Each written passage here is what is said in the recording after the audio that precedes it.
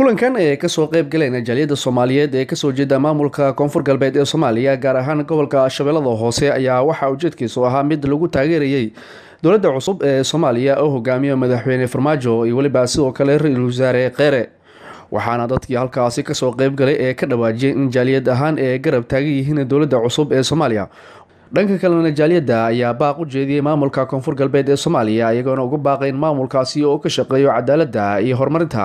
waxaana sidoo kale halkaasi lagu soo dhaweeyay gudoomiyaha baarlamaanka maamulka Koonfur Galbeed ee Soomaaliya waxa caawa halkan isku nimid xaflad oo taageero xoog leh ee dowladda federaalka Soomaaliya gaar ahaan xafladan waxa loo sameeyay madaxweynaha cusub Cabdullaahi Maxamed Farmaajo prime ministerka إن شاء الله أسأنا وحن ورجينا قول إن شاء الله وحن عطسنا وأن كباقينا إن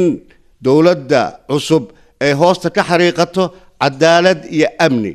عدالة يا أمني صادرتد وإن لقد القادة عيد مدى مجا الدولة ديت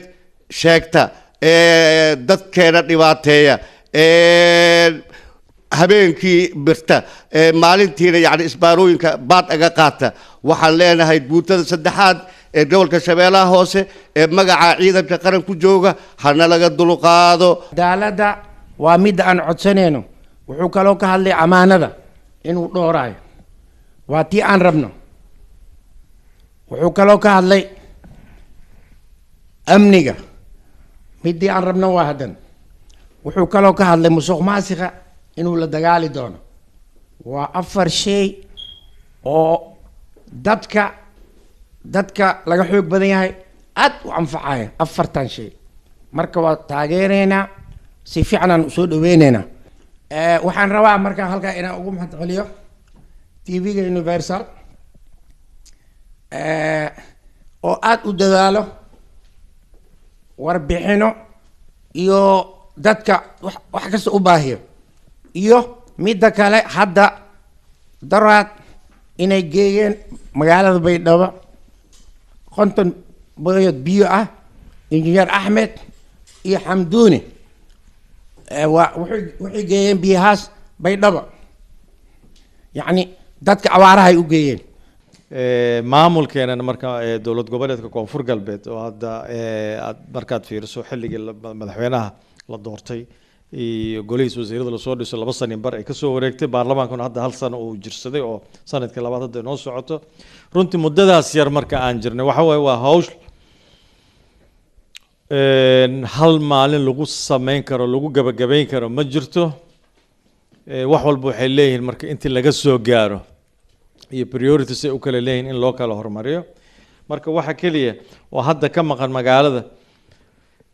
haba kala badnaadaan laakiin tan ugu muhiimsan oo darajada koowaad waxa way sidii loo heli lahaa garoonkii diyaaradeed ee magaalada Baraawe oo taas oo fududeyn doonta naftirkeena shacabka kuwa wadanka gudihiisa degmooyinka kale ku dhaqan iyo dadkeena diaspora jooga oo raba magaalada inay soo booqdaan naftirkeena على الأقل sanadkan intuusan dhammaan ka hor hadduu Ilaahay waxa way naftan ugu gaarsiyo caafimaadna nasiyo inaanu aragno garoonkaas caalamiga diyaaradaha ee magaalada Baraawe oo shaqeyn doona taas oo noo fududeyn doonta anaha way tegitaankii si lagu tagi lahaa maanta waad la socotaan in kasto deegaanada qaarkood sax waay aanan weli sida loo rabay aanan loo helin laakiin dadaalkeeda aan ku jirno ay tahay wax dawladda ka go'an macnaha in amnigi iyo xasiloonidii iyo badbaadintii shacabka maalkiisa naftiisa in dib loo soo celiyo si macnaha ay ka go'anta aan gorgorta aan laga galaynin si taas loo helana ay tahay in loo baahan yahay ciidan adag oo difaaca nafta iyo maalka shacabkaas in la helo